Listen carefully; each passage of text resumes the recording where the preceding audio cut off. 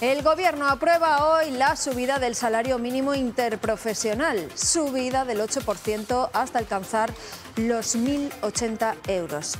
Este incremento, que tendrá efectos retroactivos desde el 1 de enero, se produce 2 semanas después del acuerdo alcanzado por el Gobierno y los sindicatos Comisiones Obreras y UGT. La patronal se ha descolgado de este acuerdo, de hecho advierte que esta subida tendrá un impacto negativo en las pequeñas y medianas empresas. Calcula que afectará al 40% de las pymes y pide al Gobierno que deje de subirles los costes.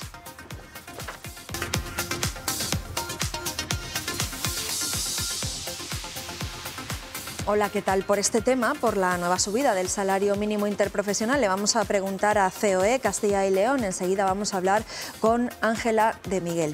También estaremos en Salamanca pendientes de la rueda de prensa que Ciudadanos ha dado esta mañana después de que el alcalde Carlos García Carballo del Partido Popular comunicara ayer su decisión de retirarle al concejal Fernando Castaño de Ciudadanos las delegaciones de Turismo y Relaciones con las Universidades e incluso de pedirle la dimisión por el asunto, ya saben, del proyecto fantasma para Salamanca, supuestamente procedente de unos jeques árabes.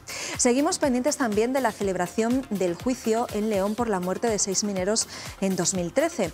Continúan las declaraciones de los acusados. Veremos quiénes lo han hecho esta mañana, quiénes han declarado y qué han dicho. Y en Turquía y Siria la cifra de fallecidos supera ya los 35.000. Es casi imposible encontrar personas con vida. De allí han regresado a España bomberos españoles, uno de ellos de Zamora, que nos va a contar qué se ha encontrado allí y cómo ha podido colaborar en las labores de rescate. Y en el tiempo del análisis, bueno, pues vamos a hablar de la Ley de Bienestar Animal, que ya saben fue aprobada la semana pasada en el Congreso de los Diputados, con polémica y con críticas de diferentes colectivos, sobre todo por lo que le falta. Enseguida vamos a profundizar en ello. Aquí comienza Está pasando.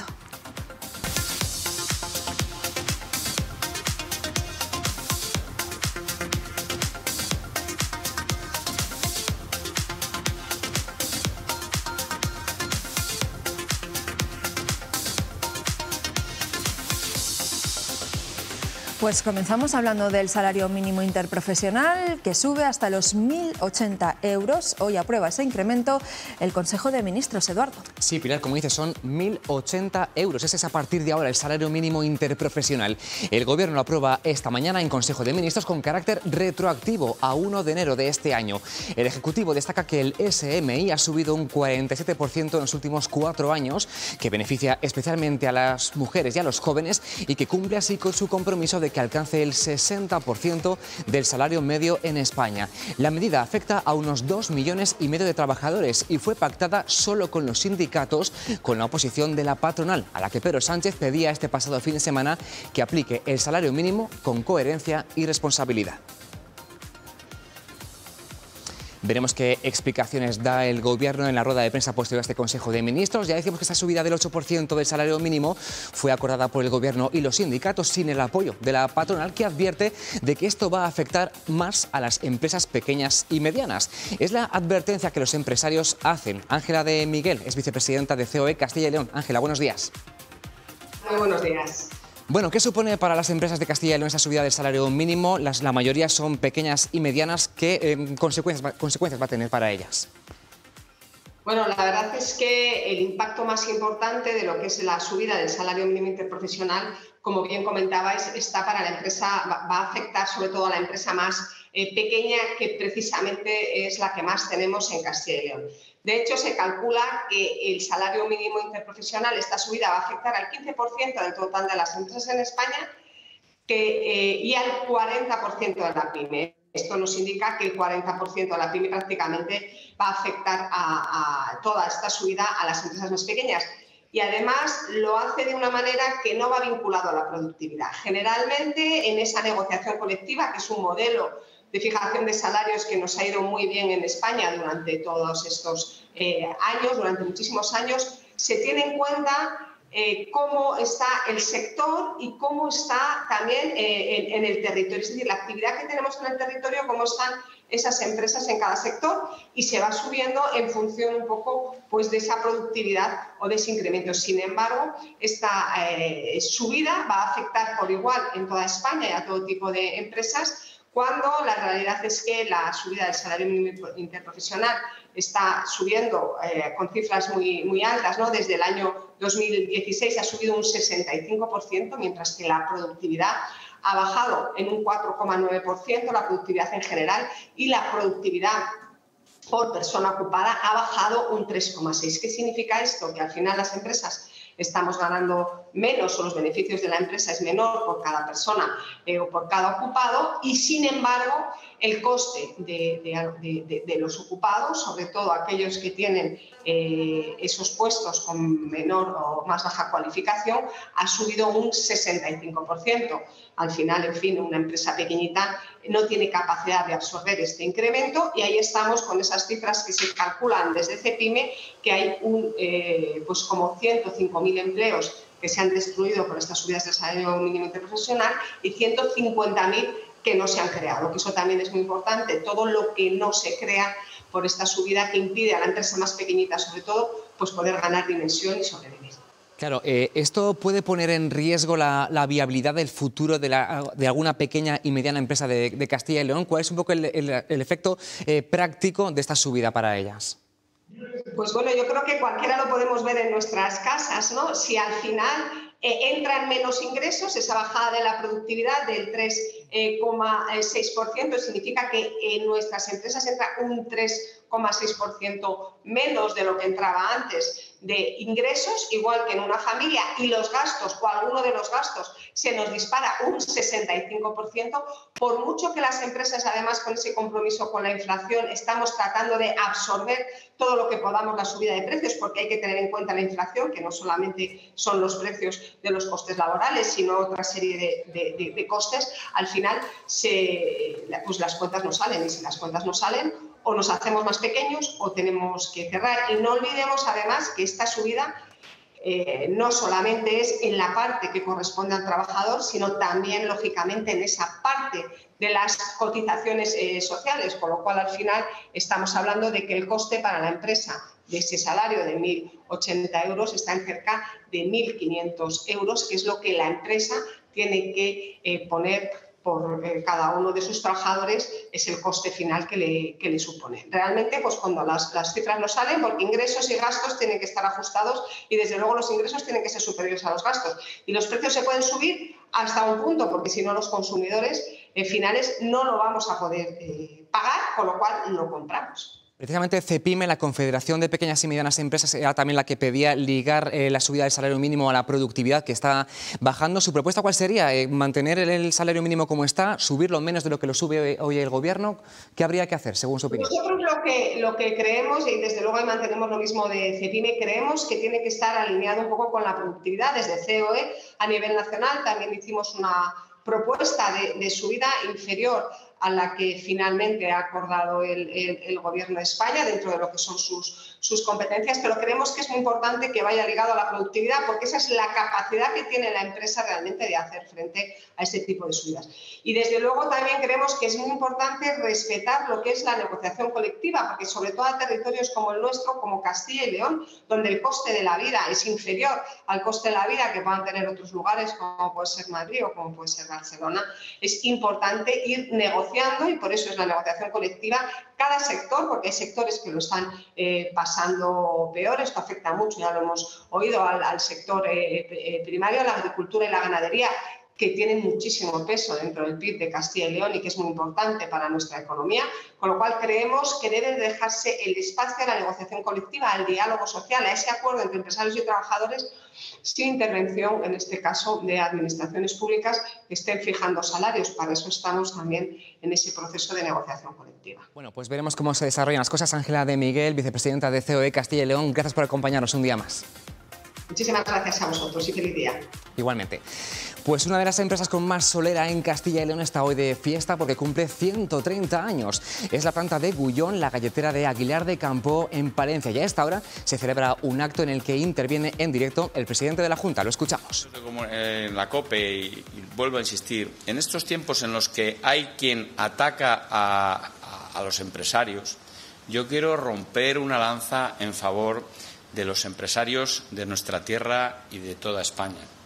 Quiero romper una lanza en vuestro favor porque, sin duda, hacéis mucho más que producir galletas. Generáis proyectos de vida para casi 2.000 familias en Aguilar, en toda la montaña palentina, en la provincia de Palencia. Y eso es algo que no está al alcance de cualquiera. No hay empleo sin empresarios. Es verdad que el empleo, los trabajadores son fundamentales para desarrollar la labor de las empresas. Y, por tanto, muchísimas gracias. Todas las administraciones estamos acompañando en el desarrollo de Gullón, desde la alcaldesa y el Ayuntamiento de Aguilar, que saben lo mucho que significa esta empresa en este municipio, en toda la provincia, la Diputación Provincial, que decir, y, por supuesto, desde la Junta de Castilla y León. Más allá de las cifras, cantidades, decir que siempre estamos a vuestro lado, lo hemos estado en el pasado, lo estamos ahora y lo estaremos en el futuro. Yo creo que es muy importante destacar, ha dado cifras macroeconómicas, el 15%. Es la imagen en directo que nos llega de la planta de Gullón en Aguilar de Campoo, donde se celebra este acto en conmemoración de ese 130 aniversario en la montaña palentina. Por otro lado, en una nueva jornada del juicio de la hullera vasco-leonesa, hoy hay declaraciones en sesión de mañana y de tarde. Ha empezado a hablar el ingeniero técnico Jairo Gómez Bartolomé, subjefe de grupo en el segundo relevo. Siguiendo la declaración está un día más Natalia García. Natalia, ¿qué ha contado de lo que pasó en 2013? Hoy comienzan a celebrarse sesiones también por la tarde y es que se lleva un retraso de varios días respecto a las declaraciones de los acusados. El primero en declarar esta mañana, que todavía continúa haciéndolo, ha sido el subjefe de grupo del Pozo Emilio del Valle, es Jairo Gómez, y ha explicado que llevaba trabajando en el momento del accidente desde el 2013, es decir, ese mismo año, en febrero, había entrado a trabajar en la empresa. También ha dicho que sus compañeros nunca le manifestaron temor o miedo por las condiciones en las que entraban a la mina. Y a preguntas de los abogados de las acusaciones particulares, ha dicho que en la mina siempre existía un riesgo y que el accidente fue inevitable. Gracias, Natalia. Es lo que está dando de sí esta declaración, este quinto día de juicio, cuarto de declaraciones que continuarán también por la tarde. Y hoy martes, la mesa del Congreso de los Diputados decide si la proposición de ley del PSOE para reformar la ley del solo sí es sí se tramita por la vía de urgencia. El Partido Socialista quiere que la modificación llegue al Pleno de la Cámara de la semana que viene para evitar acercarse en fechas al 8 de marzo, el Día de la Mujer. Para que la tramitación sea rápida, deben acordarlo los portavoces parlamentarios y es de esperar que Unidas Podemos se desmarque porque quiere seguir negociando. Esta mañana la delegada del Gobierno contra la violencia de género ha dicho en Televisión Española que no hay que revisar con tanta urgencia las leyes penales porque hacia atrás no tiene remedio y a futuro esta es mucho mejor ley.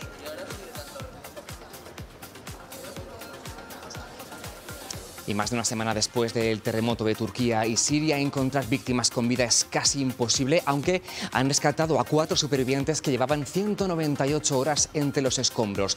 El hospital de campaña que ha montado la Agencia Española de Cooperación Internacional para el Desarrollo ya atiende a los primeros pacientes y allí está el jefe de ginecología del Hospital Río Ortega de Valladolid, encargado del paritorio. Más que nunca hay preocupación allí por proteger la vida que se abre paso a pesar de todo.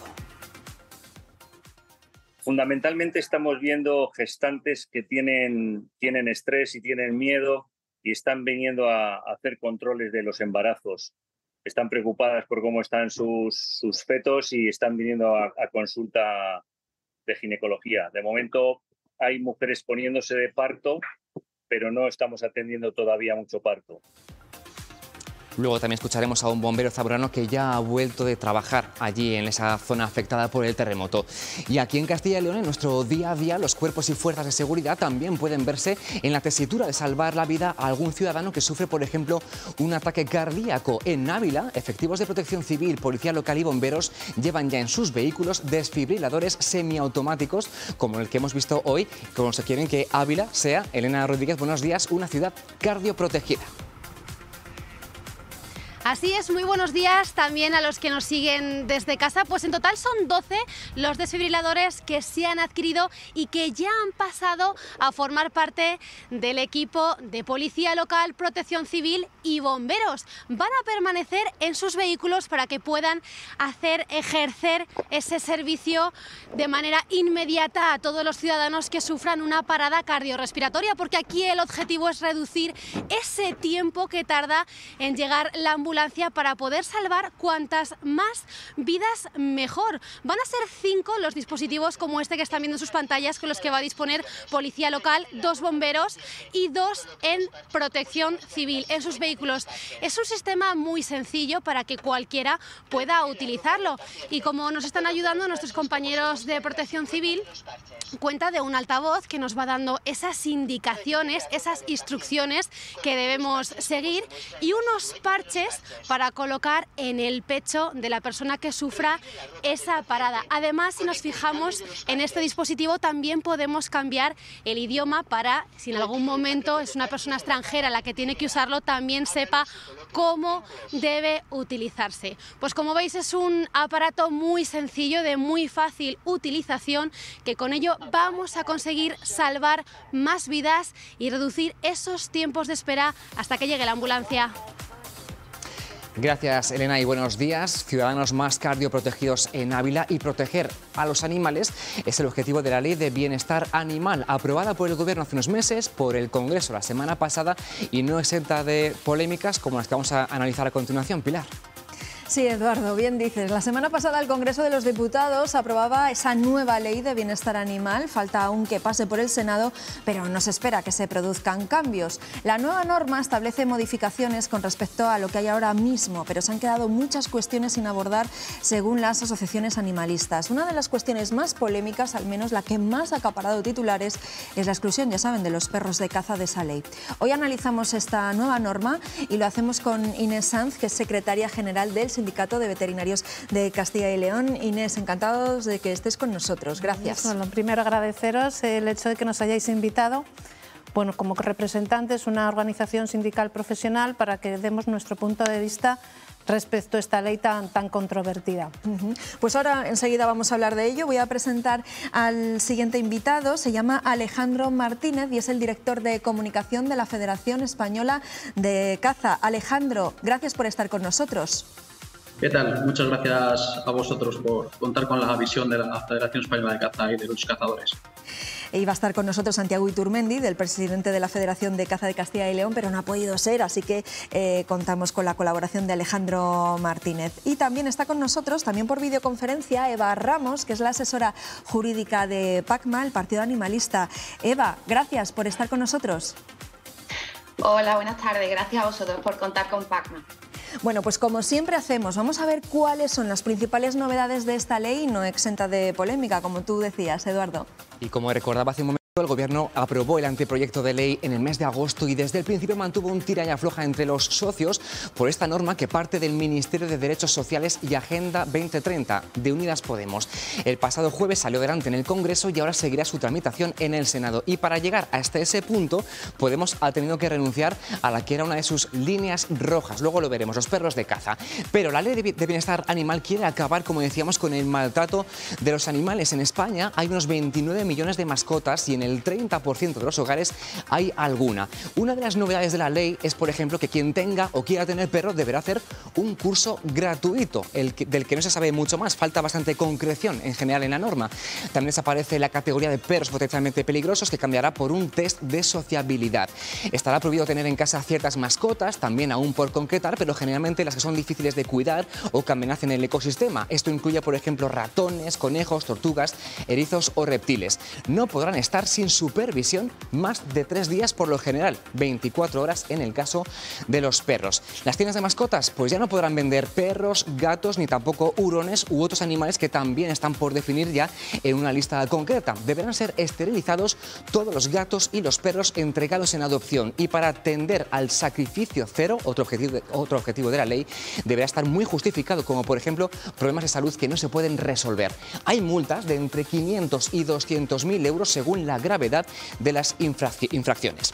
Y fuera de todo esto quedan algunos animales que no son mascotas como tal, como por ejemplo los toros, los que se utilizan también como animales de laboratorio, los perros de pastoreo, los de los cuerpos de seguridad o los que se utilizan en terapias y también, como decíamos, los perros de caza, el principal escollo entre los socios de gobierno y que ha llegado a retrasar la tramitación de la ley. El PSOE introdujo una enmienda para excluirlos de esta norma y Podemos, tras mucho pelear, ha tenido que transigir para que salga adelante el resto de la ley. Acabó votando a favor con el PSOE y también con el apoyo de Esquerra Republicana y EH Bildu. Bueno, pues ese es el contexto en el que, bueno, y algunos de los principales puntos de esta ley. Claro, lo que les voy a pedir en primer lugar a los tres es que fijen posiciones para que en casa sepan un poco qué es lo que les parece esta nueva ley. Luego concretamos, así que vamos a empezar por Inés. ¿Qué es lo que les parece a ustedes esta ley de bienestar animal? Bueno, pues desde el punto de vista de nuestro sindicato consideramos, bueno, que alabamos la iniciativa del Ministerio de Derechos Sociales y Agenda 2030 en la preocupación y sensibilidad por el cuidado y protección de los animales, cuidado, bienestar e intentar atajar una serie de problemas que ahora mismo existen en la actualidad, ¿no? Se trata de una ley muy voluntarista, pero en el amplio sentido de la palabra.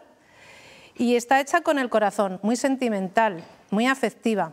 Echamos de menos el entablar relación con otras patas de esta silla, como son las organizaciones sindicales agrarias, como son sobre todo, como pueden ser otros negocios que pueden utilizar los animales en su manera de trabajar porque se los necesitan o porque hasta ahora ha sido aceptado socialmente.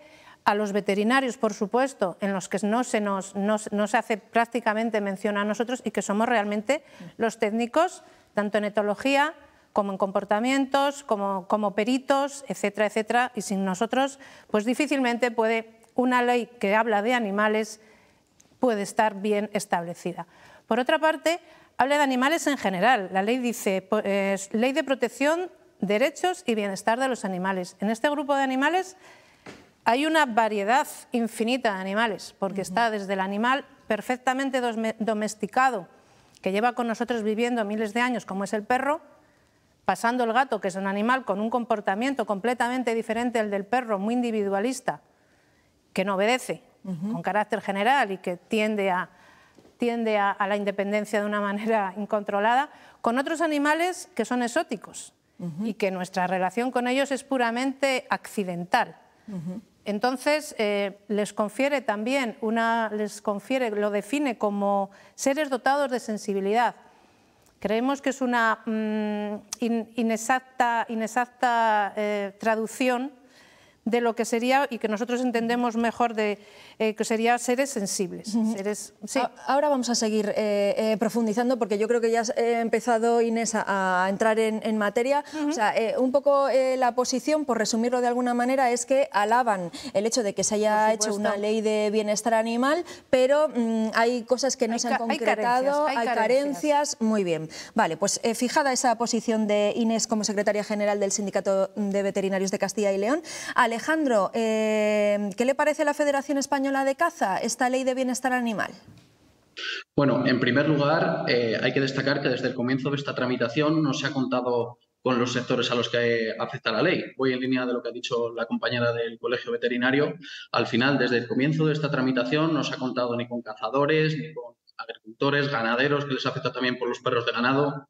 No se ha contado con los científicos que han firmado un manifiesto, más de 800 personas. Ha sido una de las normas más contestadas de la democracia española, con más de 6.000 alegaciones, con las más de 600 enmiendas presentadas por los distintos grupos políticos. Y lo recordamos por esa macromanifestación de todo el mundo rural en contra de esta ley el pasado 20 de marzo de 2022, que juntó en Madrid a más de 600.000 personas. Es decir, esta norma al final es una norma anticaza. La Federación Española de Caza y todas las federaciones autonómicas pedíamos la retirada íntegra de la ley porque entendíamos que era una ley que atentaba directamente contra la actividad. No es una ley de bienestar animal. Esta ley no va a mejorar la protección de los animales porque, de hecho, en España ya hay más de 80 normas que protegen a los animales, incluido el artículo 337 del Código Penal.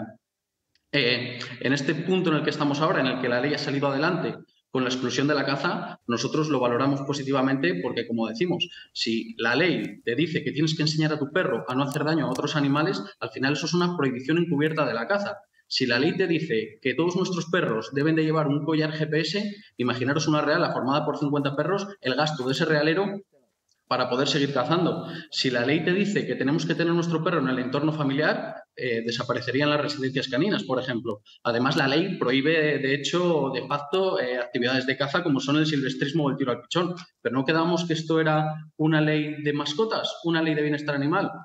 Nosotros en ningún caso apoyábamos esta ley. Sí que valoramos, como decimos, muy positivamente que la caza ha quedado fuera porque entendíamos esta ley como una prohibición encubierta de la caza y ahora mismo pues estamos en ese punto, ¿no? Vale, vamos a tener la oportunidad de profundizar en eso que ya nos ha avanzado Alejandro. Vamos a hablar ahora con Eva Ramos de PACMA. ¿Cuál es la posición de PACMA ante esta ley de bienestar animal? Bueno, pues desde PACMA, desde el principio nos opusimos a este proyecto de ley, pues fundamentalmente porque excluye a la inmensa mayoría de los animales, no solamente excluye a los animales utilizados en festejos taurinos y a la fauna silvestre para no interferir con su caza, sino que también desde el principio excluye a los animales considerados de producción, que son todos aquellos animales que se destinan a actividades lucrativas, como el trabajo, que ya se ha mencionado, los animales conocidos, ¿no?, como de trabajo están excluidos también de esta ley, con lo cual al final ha quedado una ley pues que nada más que va a proteger a los perros y a los gatos que tenemos en casa, porque bueno, respecto a los perros se ha excluido efectivamente finalmente a los perros de caza, pero la enmienda que introdujo PSOE no solamente excluía a los perros que se utilizan como herramientas de caza, sino también a los perros que se utilizan para pastoreo y bueno, a otros animales que se utilizan para cazar también, como las aves de cetrería o los hurones, también a todos los perros que se utilizan en actividades profesionales. Hace un ratito estabais hablando de Turquía. A Turquía han ido muchísimos perros a rescatar personas y así es como se lo agradecemos, excluyéndolos de las leyes de protección animal. Vale, pues vamos a entrar en materia ya. Inés, antes ya nos contabas algunas de las carencias que tiene esta ley. Por ejemplo, yo leía que desde el Colegio de Veterinarios de Castilla y León... Yo represento al Sindicato de Veterinarios de Castilla y León, aunque tenemos muchas cosas en común con el Colegio de Veterinarios. Claro, por eso le voy a preguntar. Desde el colegio dicen o criticaban la urgencia con la que se ha tramitado sin llegar al consenso imprescindible. Dice que no es la ley que necesitamos. ¿Está usted de acuerdo en que no es la ley que estaba necesitando el sector? Por ejemplo, dice que no se ha contado, sí que se ha tenido, sí que se ha contado, sí que se ha escuchado a los veterinarios, pero que no se ha tenido en cuenta, bueno, pues las recomendaciones, las cuestiones que se necesitaban abordar. Por ejemplo, habla de pues eso, que se les margina a los veterinarios en muchas cuestiones que esta ley podría tenerlos en cuenta, por ejemplo, eso, como formadores, por ejemplo, Sí, ¿no? Como te he dicho anteriormente, nos parece que el Ministerio que lo ha llevado a cabo, Ministerio de Derechos Sociales y Agenda 2030, no es la autoridad competente más adecuada para legislar este tipo de actividades. Tenemos el Ministerio de Agricultura, Pesca y Alimentación con técnicos preparados, que conocen la normativa y que utilizan métodos científicos para valorar el bienestar y las características etológicas y necesidades de los animales. Como ya te he dicho, nosotros somos los peritos y los que mejor podemos interpretar problemas diagnósticos y problemas fisiológicos, tanto de comportamiento como enfermedades de los animales. Entonces, desde ese punto de vista, echamos totalmente nuestra asesoría. Por lo tanto, como he dicho también antes, hay una gran mezcla de animales y mezclamos churras con merinas de una manera de punto de vista vulgar, pero mezclamos necesidades de animales y de no animales. Nosotros, de animales de muy diferentes especies y muy distanciados en la evolución y en la capacidad de estar con los seres humanos. Dicho esto, nosotros lo mismo. Bueno, me gustaría hacer, como han dicho, esta norma no es una norma contra caza, sino que en la enmienda que hace, la voy a leer expresamente, la enmienda que hace el PSOE excluye de la ley los animales utilizados en actividades específicas.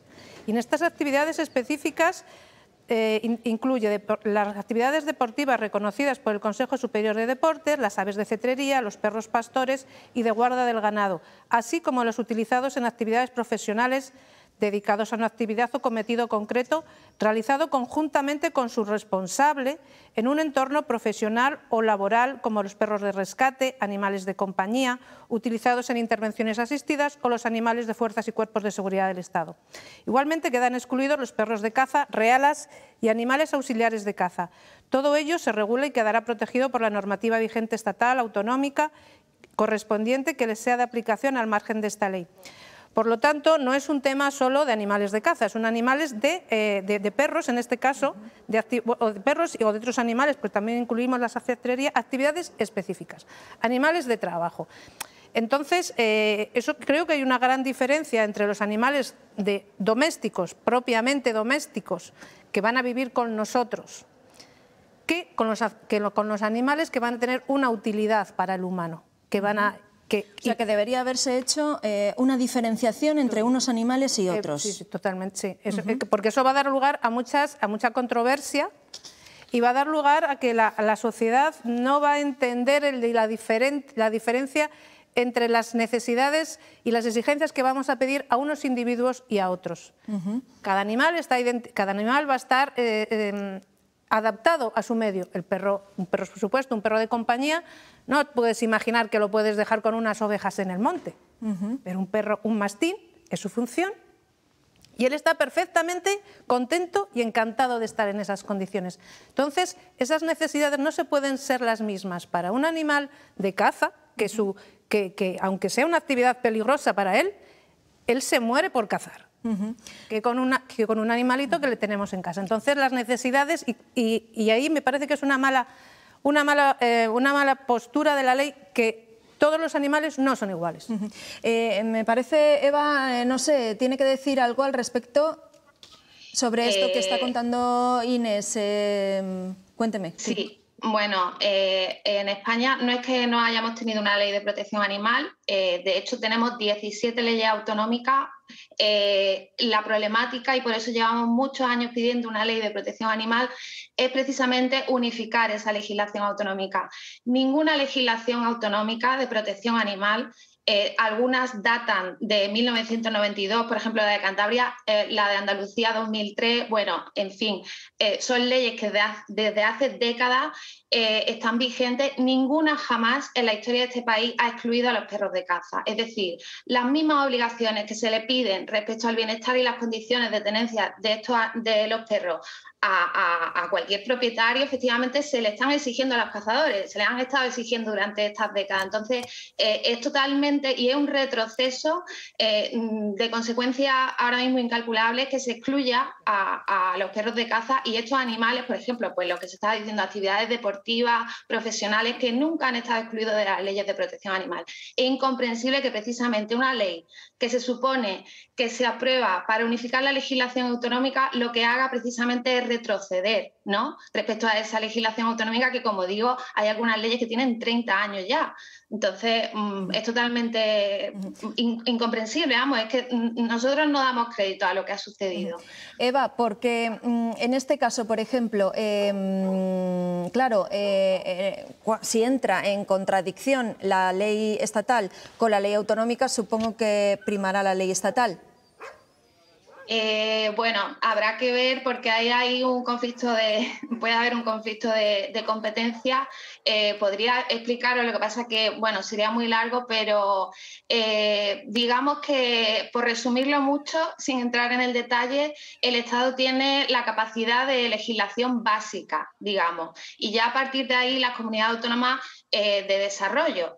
Entonces, bueno, pues habrá que ver. De hecho, lo que llevamos denunciando desde PACMA desde hace 2 años o 3 años ya, cuando nos enteramos que la ley nada más que iba a amparar a los animales considerados de compañía, es precisamente lo que nos preocupa, esto, que estas exclusiones se empiecen a trasladar a las legislaciones autonómicas, ¿no?, y que estos animales queden totalmente desprotegidos, porque la ley, por ejemplo, dice que estos animales pues seguirán estando protegidos por las leyes estatales, autonómicas y europeas, pero bueno, no existe tal legislación. Ahora mismo nada más que tenemos las leyes autonómicas y de hecho ya ha habido casos, por ejemplo en Andalucía, cuya ley es de 2003 y protege no solamente a todos los animales considerados de compañía, sino también a los domésticos, todos los animales de producción y de trabajo. De hecho, yo como jurista he podido denunciar, pues porque la gente cuando se habla de animales de producción no piensa en los animales que están destinados a consumo en ganadería. No, un animal de producción es todo animal que se utilice para una actividad lucrativa. Entonces, bueno, pues gracias a que la ley andaluza no lo excluye, hemos podido denunciar, pues por ejemplo, cuando se ha estado, han estado en malas condiciones, por ejemplo, los burritos de mi hija, ¿no? O los caballos que tiran de Calesa en Málaga, en Córdoba o en Sevilla, porque la ley andaluza prohíbe hacer trabajar, obligar a trabajar a animales que estén enfermos, heridos, a menores de 6 meses. Bueno, pues todo esto no está en una ley estatal que en 2023, cuando lo que estoy hablando ya estaba regulando en 2003 en Andalucía. Bueno, pues hace 3 años el gobierno de la Junta, el actual gobierno de la Junta, intentó reducir el ámbito de aplicación de la ley andaluza a los animales considerados de compañía y discriminar precisamente a los perros de caza. Entonces conseguimos frenarlo, pero claro, ahora resulta que la ley estatal que ha salido hace precisamente eso. Yeah. Hace unos meses en Navarra también se intentó, se propuso, ¿no?, al Parlamento de Navarra excluir a los perros de caza de la Ley de Protección Animal. Se consiguió frenar también y ahora nos encontramos que la Ley Nacional hace eso. Bueno, pues como decía antes... que para ustedes es un retroceso, ¿no? Claro, ha escuchado a Alejandro Martínez, al director de comunicación de la Federación Española de Caza, y claro, él argumenta que complica mucho la vida integrar a estos animales en la ley, a los cazadores. Por ejemplo, él ponía como ejemplo el tema de los GPS, si tienen que localizar a todos los perros con el GPS. Y ponía más ejemplos. ¿Entiende usted estas, bueno, pues lo que les pasa a los cazadores? Eso pone en evidencia, por ejemplo, lo del GPS. ¿Por qué en principio la ley llevaba esa previsión? Pues porque pues los animales los sueltan en el campo y pues eso, acaban en cualquier sitio, y el GPS era precisamente pues para que no se perdieran estos animales. Entonces pone de relieve las condiciones en las que los tienen. También decía, ¿no?, que cómo se va a integrar estos animales en la familia. Pues precisamente es lo que denunciamos, ¿no?, que se estén manteniendo perros en residencia. Eso es lo que hacen los cazadores. Tienen a los perros encerrados en cheniles y nada más que los sacan, ¿no?, cuando van a cazar. Entonces, es normal que una ley de protección animal regule todo eso, porque los animales no están para eso, para su utilidad. Y entonces, bueno, en España lo de la caza con perros es tremendo. No solamente lo decimos desde PAME, desde las protectoras, que son los animales más maltratados y peor cuidados, sino que también lo dice el Parlamento Europeo. El año pasado el Intergrupo del Parlamento Europeo le envió una misiva tanto al gobierno estatal como a los gobiernos autonómicos diciendo que no podía ser el trato que se le da a los perros utilizados para caza en España. Y bueno, que no se les estaba protegiendo, son palabras de los eurodiputados, que no se les está protegiendo del maltrato y del abandono. También denunciaban que modalidades de caza como la montería con reala están prohibidas en el resto de Europa por su extrema crueldad y que aquí en España se las declara bien de interés cultural. Esto es una vergüenza. Eva, déjeme que dé la palabra también a Alejandro por alusiones. ¿Qué es lo que tiene que decir al respecto?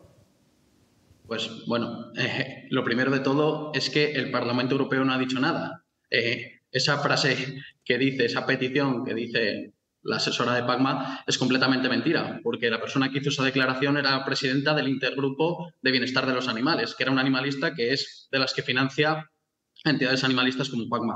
Es decir, esa declaración no tiene ninguna validez. Con respecto al abandono y al maltrato de los animales, los propios datos de las entidades y a nivel oficial, el Ministerio del Interior desmonta todos los datos de abandono y maltrato. De hecho, podemos coger ahora mismo esta misma cámara de televisión y nos vamos a nuestros pueblos a ver cómo tenemos los cazadores, los perros cuidados, ¿no? Entonces, bueno, es que es completamente ridículo. Es que no hay nada más como salir a la calle y ver la realidad para ver el cuidado de nuestros perros.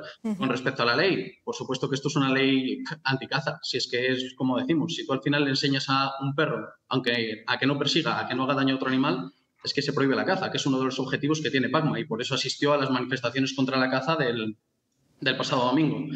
Entonces, bueno, la verdad es que yo con esa señora no tengo nada que debatir. Dos posturas totalmente opuestas.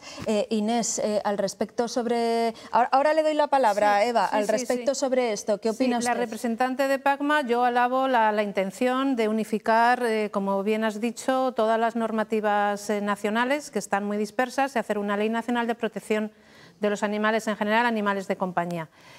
Porque, como también bien has dicho, las competencias están en exclusiva en las comunidades autónomas, con lo cual esta ley puede tener ya de principio un problema de competencias que veremos a ver en qué acaba. Yo creo que la ley no es una ley específica que va en contra de la caza o no. Como ya he leído, se trata de exime del cumplimiento a actividades específicas, ya sean aves, ya sean cuadrúpedos, en este caso perros, que incluyan muchas más. Da por hecho la representante de PACMA que los cazadores maltratan a sus animales. Perdón, pero yo discrepo de esa afirmación, porque aunque no llevan GPS, algunos ya están empezando a poner GPS, los animales cuando se sueltan les llevan perfectamente identificados con unos collares de color reflectantes que rápidamente los localizan. Hay muy pocos perros, yo he estado mucho tiempo en el mundo rural, hay muy pocos perros que se queden después de una montería, y si se quedan, dejan, pues el propio cazador pues deja alguna ropa o algo para que el animal se quede allí, y van al día siguiente y lo recogen. Para los animales, este tipo de animales, estar en el campo no les supone ningún problema. Estos animales, dice, estar en cheniles, estar en alojamientos comunales, ¿no? Comunitarios. Para estos animales no es ningún problema. Imagínate perros habituados al campo, tenerlos en un piso con la calefacción. Eso sí que es maltrato animal. Entonces, yo quiero que pueda haber problemas, no puedo negar que puede haber casos concretos, pues, que en un momento dado, pues, de maltrato, pero como cualquier actividad siempre hay personas que no se van a comportar adecuadamente, que tendríamos que desarrollar un código de buenas prácticas de caza, un código de buenas prácticas, que bueno, que sin tener la categoría de una norma, pues puede dar pautas y formación y asesoramiento a la gente, siempre desde el consenso y siempre desde la ciencia. Eva, que le había dicho que le iba a dar la palabra, ya cerramos este punto.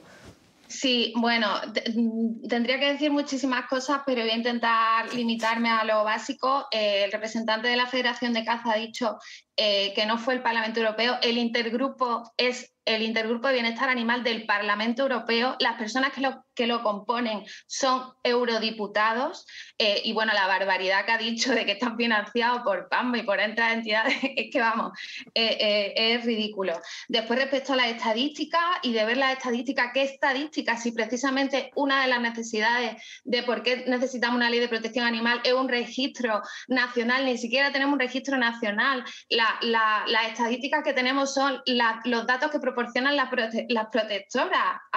Bueno, tenemos algunas estadísticas, por ejemplo, de la Fundación Affinity. Y después, respecto a las competencias, yo no he dicho que sean exclusivas de las comunidades autónomas, podría estar, es un tema competencial complicado. Yo lo que he dicho es que el Estado tiene competencia para legislación básica y las entidades y las comunidades autónomas de desarrollo. Eso significa que es una competencia, digamos, compartida. Y después se ha dicho que la ley lo que excluye es determinadas actividades. No. La ley lo que excluye es a los animales, es decir, nada de lo que viene en la ley, ninguna obligación, requisito, etcétera, va a ser aplicable a estos animales que están excluidos. Y bueno, respecto a si los cazadores tienen en buenas o malas condiciones y maltratan a los perros, yo soy jurista, llevo muchísimos años dedicada al bienestar y la protección animal y lamentablemente he de decir que la mayor parte de las denuncias que he tenido que redactar a lo largo de mi vida es por las condiciones precisamente en las que se tiene a los perros de reala. Son los que están peor cuidados y los más maltratados. Y bueno, podría contaros mil casos de cómo se encuentran estos animales muchas veces, en algunos casos incluso en residencias, como hacía referencia el representante de la Federación de Caza, y bueno, en terribles condiciones, caquésicos, entre sus propios excrementos, en cubículos donde ni siquiera entra la luz, y bueno, a los que nada más que sacan. Sí, pues eso, nos queda claro, queda claro el mensaje, Eva. Es que quería hacer una apreciación, Inés, a lo que ha dicho acerca de los registros, y es que son y 14, nos hemos metido en el tema y me voy a tener que despedir y no hemos tocado el resto de la ley. Creo que les voy a tener que invitar a otro programa. Inés. Bueno, sobre que no están obligados a otro tipo de normativas, yo creo que uno de los pilares fundamentales en lo que se tiene que basar cualquier control de especies poblacional y de comportamiento es una perfecta identificación de los individuos. En este caso, en el caso de los perros, que es el tema más conflictivo en esta norma, pero que ya digo que es una de las especies, es obligatorio en todo el Estado español tener identificados de manera individual a los animales. Entonces, si nosotros los tenemos individuales y los tenemos identificados, va a ser muy fácil identificar al animal, identificar al propietario y establecer las responsabilidades que se puedan establecer. Entonces, y existe una normativa estatal también en el transporte y existe una normativa general del no maltrato animal, etcétera, etcétera, etcétera. O sea, esto es un compendio de cosas y muchas de ellas ya están vistas en la normativa nacional. Bueno, pues ya han visto que, lo siento, Eva, ya sé que me estás pidiendo paso, pero es que me tengo que marchar. Les voy a emplazar a otro programa porque nos hemos quedado en la polémica sobre si deben estar los animales de caza metidos o no en esta nueva ley de bienestar animal. Inés, Alejandro, Eva, muchísimas gracias por haber participado. Vamos a seguir tocando este tema, así que próximamente a ver si podemos hacer otro programa sobre ello. Muchísimas gracias a los tres. Vamos a hacer una pausa para la publicidad y pendientes de la actualidad aquí de Castilla y León. A la vuelta les contamos más. Hasta ahora.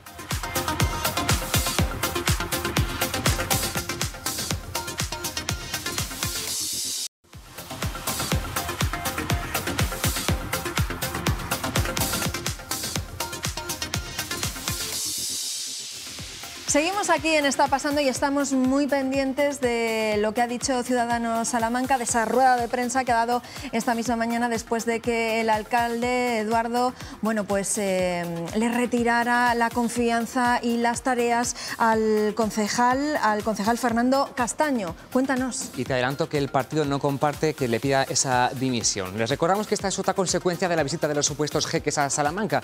Primero fue el cese del asesor del ayuntamiento que había falseado su título y ayer el alcalde de la ciudad despojó al concejal de turismo de todas sus competencias a la espera de que presente su dimisión. El alcalde Carlos García Carballo, el único del PP en una capital de provincia de la comunidad, ya no cuenta con Fernando Castaño de Ciudadanos en su equipo y la formación naranja se ha pronunciado como hicimos esta mañana. ¿Qué han dicho? Paco Gómez, ¿corre peligro el pacto de gobierno?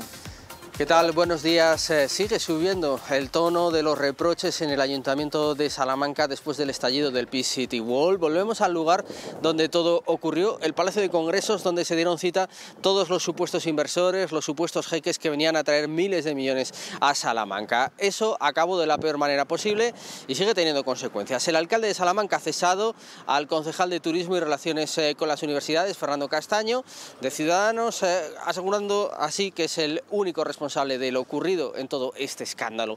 Pero Ciudadanos tiene otra visión de las cosas. Asegura que Castaño y todo su grupo es una víctima más de ese engaño y que no ve motivos para que abandone su acta de concejal. Por lo tanto, sin atribuciones, continuará en este grupo político. Además, Ciudadanos eleva el tono de reproche contra el alcalde y le recuerda que hay una persona en su equipo de gobierno que está investigada por la justicia, es Javier Iglesias, por el asunto de las primarias del Partido Popular.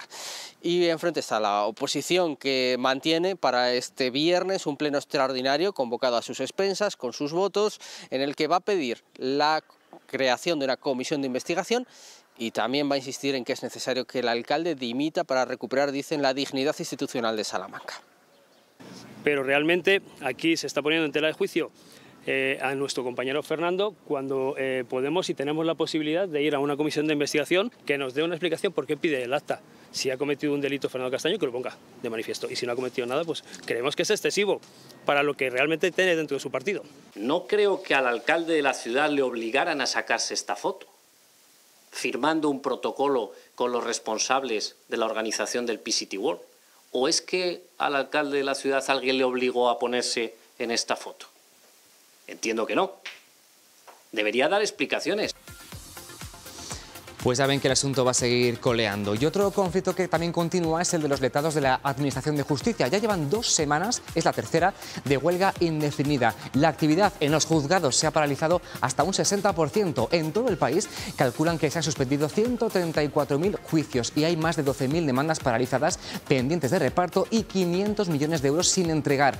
El seguimiento sigue en torno al 75%. En Burgos, el secretario de Estado de Justicia ha hablado hoy en el punto de mira del sector porque dijo que esta huelga era política y que estaba fuera de lugar. Y mañana, dice, se reunirá con el comité de huelga.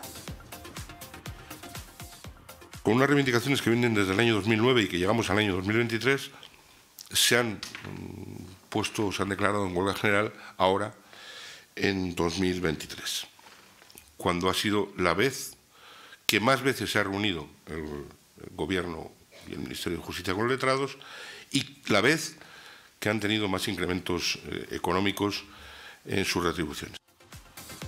Veremos mañana qué pasa. Y hoy, para terminar, vamos a hablarles de un concurso de talentos que están muy de moda, pero este es muy especial porque se trata del primer concurso nacional de directores de orquesta de juventudes musicales de España. Hoy han comenzado las semifinales en Valladolid. Hay 9 candidatos. Ana Duarte, muy buenas tardes, pero solo una mujer entre ellos. ¿En qué consiste el concurso?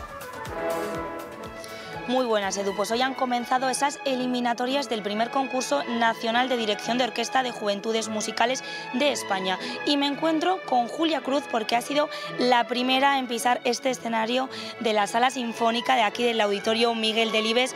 Muy buenas, Julia. ¿Qué sensaciones tienes ya de haberte quitado ese peso, no? Bueno, un poquito aliviada, la verdad, pero sobre todo es que he disfrutado y creo que todos los candidatos vamos a disfrutar muchísimo, ¿no? de tener el regalo de trabajar una hora con la Hostil, que es una maravilla de orquesta. Yo he acabado mi ensayo con La Revoltosa, que está sonando ahora de fondo, y cuando ha sonado el último acorde, de verdad que lo primero que he pensado es qué bien me lo he pasado, qué bien, y eso es un regalo. Es un regalo, es una alegría. ¿Cómo has llegado hasta aquí? ¿Cuál ha sido ese proceso de selección? ¿Cómo se han seleccionado hasta llegar hasta aquí, hasta estas eliminatorias? Pues la primera fase de selección, bueno, pues teníamos que enviar vídeos y con ellos pues el jurado pues ha seleccionado a los 9 semifinalistas que estamos ya en Valladolid. Y durante estos próximos 3 días se llevan a cabo las semifinales. Cada uno de nosotros tiene un ensayo de 1 hora y 5 minutos con la orquesta. Y bueno, pues al final de la semana 3 afortunados pasarán a la final y harán un concierto. ¿Qué valora el jurado? No sé si lo sabes, ¿eh? Yo quisiera haberlo sabido, claro. Yo supongo que lo que valora es al final lo que tenemos que ofrecer cada uno, ¿no? Y bueno, pues cada uno puede ofrecer lo que es como persona, como directora en mi caso y como artista. Claro, porque Edu es directora, ella me comentaba antes que empezó tocando el trombón, ¿verdad? Pero son 9 los seleccionados y eres la única mujer de los 9. Sí, desgraciadamente esto es bastante habitual en cualquier concurso o en cualquier prueba de dirección. Somos muchas las mujeres, mayores y jóvenes, que nos dedicamos a la dirección de orquesta, pero bueno, parece que todavía hay ciertas barreras que con el trabajo de instituciones y nuestro propio trabajo tenemos que ir derribando. Qué importante es eso. Muchísima suerte, Julia, porque esperamos verte ese sábado, que es la final, porque hasta este sábado el sonido de la música estará aquí presente en la Sala Sinfónica del Auditorio Miguel Delibes en este que quede claro, primer concurso nacional de dirección de orquesta de juventudes musicales de España. Y el primer premio es ser director asistente de la Hostil. Bueno, pues todo un reconocimiento. Sí, bueno, mucha suerte a ella, bueno, y a todos los participantes. Que nos vamos, que no hay tiempo para más. Buen día y mañana nos vemos otra vez aquí. Hasta mañana. Adiós. Chao.